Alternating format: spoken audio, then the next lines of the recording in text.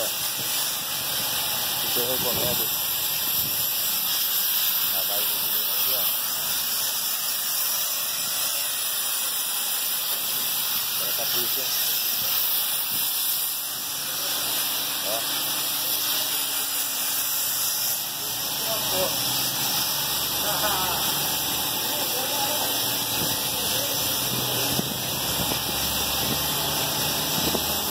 Vai levar na hora que for vender?